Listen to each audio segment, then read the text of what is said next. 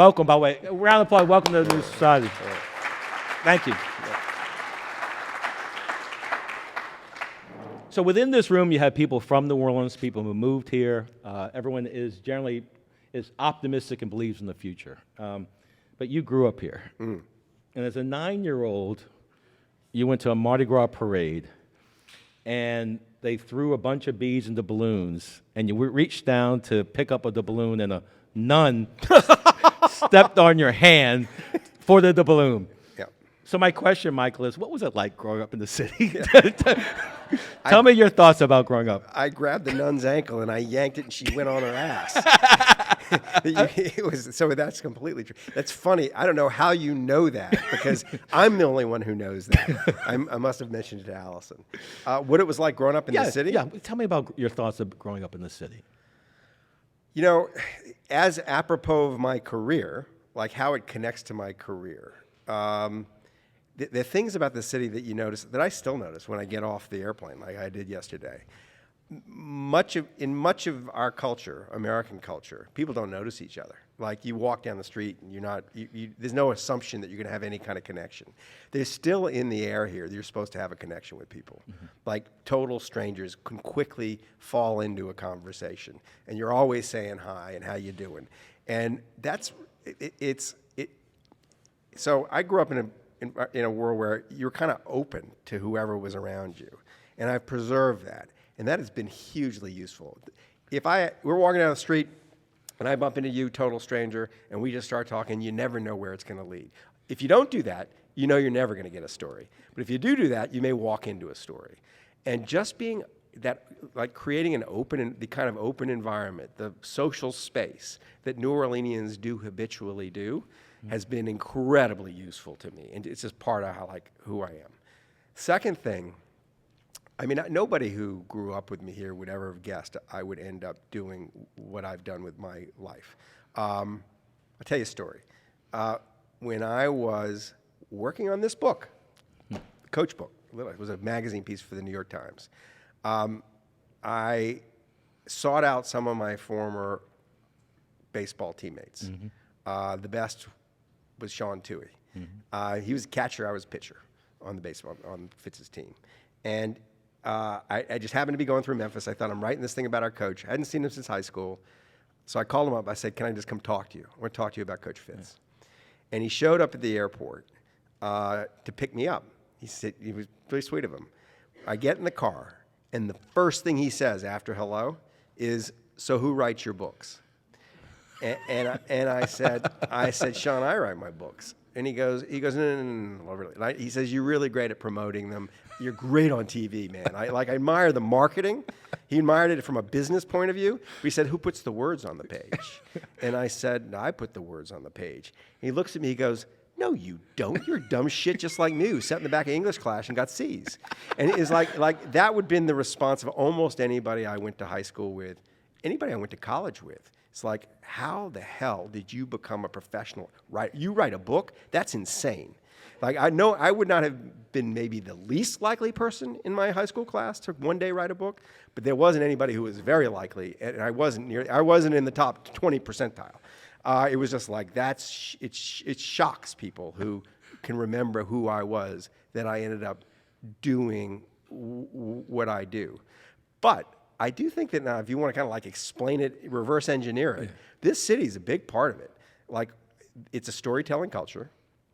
It's not exactly a literary culture. It's more of an oral storytelling culture. But people tell stories. Mm-hmm. The level, sort of like when I went to Princeton from here, and when I got to Princeton, I just realized almost instantly that though the people were, their SATs were higher, they were, in some sense, smarter. They weren't nearly as entertaining as the people I left behind. Like, I went from being an averagely entertaining New Orleanian to being like the star of the show at Princeton. it was like a soccer player coming from South America, and you kind of okay when you're South America, but then you kick everybody's ass here. It felt that way at Princeton. I was like kicking everybody's ass because nobody could tell a story. Nobody was fun. They were all grinds. That's not completely fair, but it was like the default. Your first step here is tell a story and have fun. And so that was in my blood. And the other thing that I think has contributed to my career is, and this speaks to what you're doing here, is the society I grew up in was in many ways a failed society. It was stagnant. People didn't come in and people didn't leave. All the measurables of a society, the crime rates, the literacy levels, all that stuff. The only thing we ever beat was Mississippi. It was like everybody else was better. There was not a spirit of entrepreneurship. But it was a pretty happy place. Like it felt like I had an extremely happy childhood. I know there's a whole narrative that writers tend to have that they're responding to some unhappiness in their childhood. I might be responding to the excessive happiness of my childhood because I got out and I saw that in the wider world, especially the success world, Princeton, all these kids that were coming from their dads ran banks and big companies, and that they were less happy than me. And I thought, like, maybe the value system's kind of screwed up outside of New Orleans. Maybe that what was here that was made it so happy was community and family. It was the cherishing these little social interactions. There were ingredients that made it was fun as opposed to work. There were bad things about that, but there were good things about that. At any rate, there is that famous line. I think it was A.J. Liebling who said it, that if you want to understand New Orleans, you got to stop thinking of it as the southernmost city in North America and start thinking of it as the northernmost city in South America. I had that feeling like I grew up in a different country. And if you look at my career, not all of it, but quite a bit of it is looking at American success culture. I'm dropping into arenas of American ambition, Silicon Valley, Wall Street, American politics. Less so the entertainment culture. I haven't quite got to that, but there's a lot of someone who's not really of those worlds, walking into those worlds and seeing it a little differently and maintaining some distance from it. I think New Orleans gave me that gift. It was like I clung to what I knew was good about New Orleans in spite of the surface evidence that this was a failed place, and have never given up the thought that this thing had some magic to it that the rest of the country could learn from. So that, the childhood, that's one part of the childhood. Can I go on some more? Please, yeah. If I'm boring, you just raise your hand and we'll let him ask a question. But otherwise, I'll just talk. I told this story at the book festival last year, and everybody's jaw was on the floor. It was just, to me, it's like another New Orleans story. So I grew up not just in New Orleans, but the child of very socially prominent New Orleans. My mother could give a shit about the Mardi Gras stuff, but nevertheless, she came from a family there. You were queen of Comus, or whatever, and my sister was. And I, when I'm 15 years old, four young men in white ties show up on our front porch and announce that I'm the king of squires, that I'm going to be the king of this Mardi Gras ball. And there was a stretch where, and that was normal. You didn't think, the thing is, I never thought there was anything weird about this, that this was just normal, that I would go from baseball practice to a little house not far from baseball practice where there was an elderly lady who had spent the first part of her career training actual royalty in Europe, in Eastern Europe, and it was a declining business.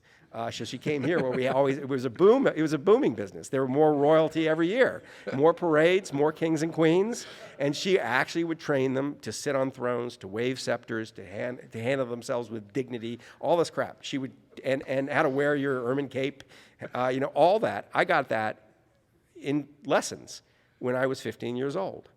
And there was So there's an oddness, right? It's an odd way to grow up. This kind of feeling of you have a position in the society that's completely not earned, but that's kind of fun, and you can swan around and be king for a day and feel like you're royalty.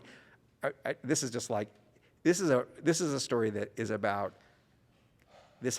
A version of this happens lots of times in my life, but this is the funniest moment. In 1996, I was invited by the editor of the Sunday Telegraph in England to come cover the first Tony Blair election. And I ran around England for a week and wrote him some stuff. And at the end of this, he said, I want you to come over to this apartment. Here's his address. Show up at 6:30. There's someone I want you to meet.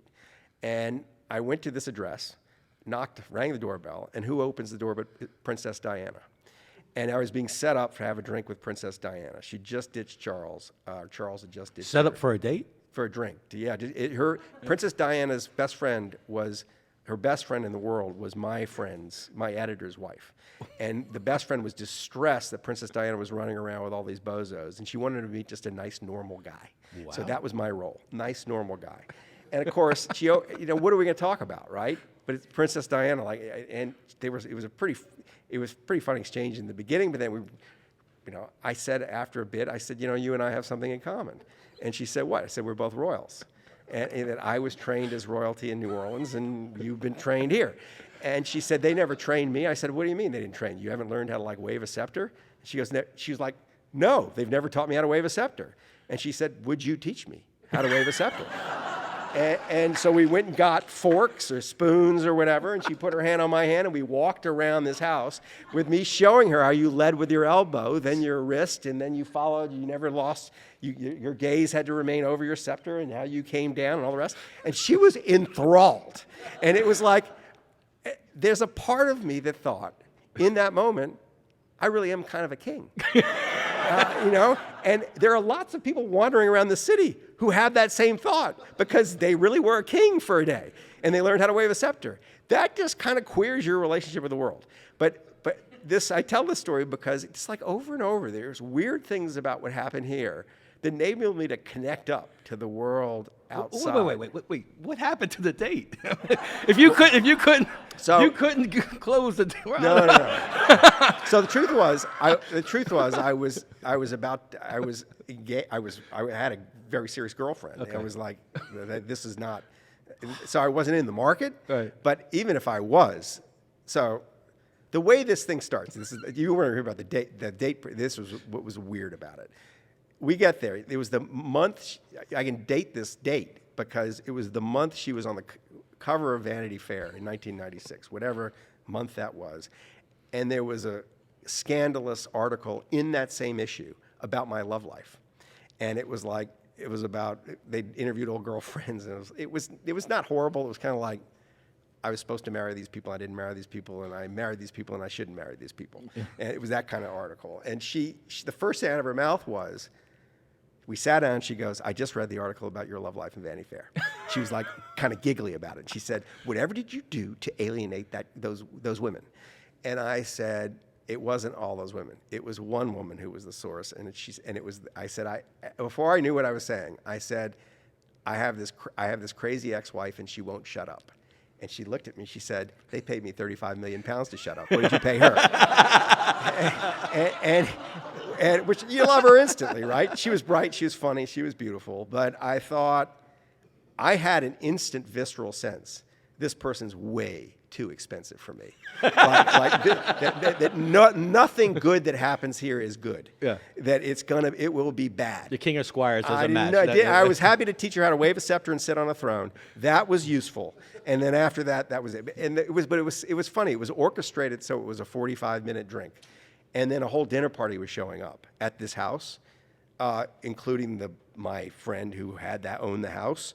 And then she went out the back door before anybody showed up. Yeah. So she went out the back, and I never saw her again. She was dead in 2 weeks or 3 weeks. It was right before she was killed in Paris. She was dating that guy, Dodie. Yeah.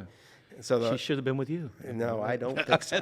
Well, it's funny because you said something when you were with Walter in October, which I thought was remarkable, an insight of.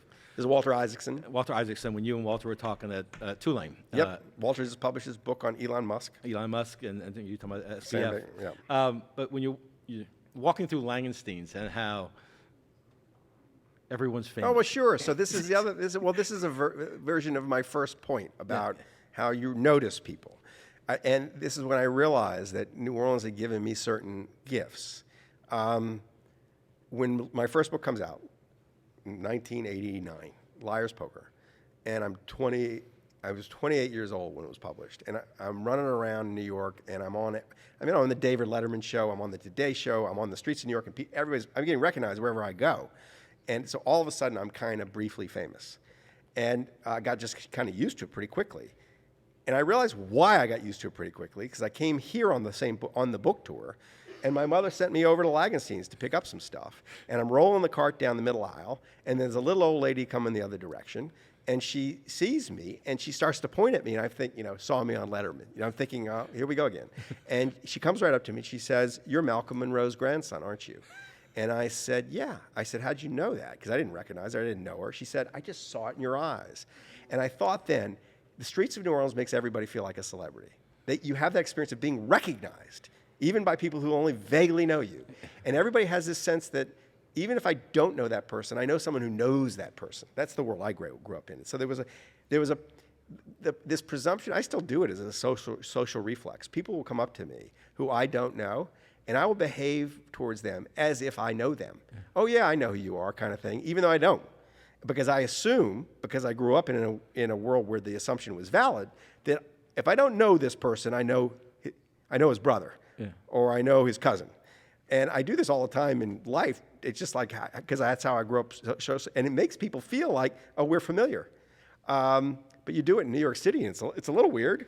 No, you don't know me, but they kind of, people respond to it. They feel known, and the experience of growing up in this city was not all that different from the experience of being instantly famous because you've been on TV on the streets of New York. All of a sudden, the streets of New York start to feel as friendly as New Orleans, so I noticed that connection, and it makes it very easy to kind of just deal with people coming up to you all the time because they did it your whole childhood.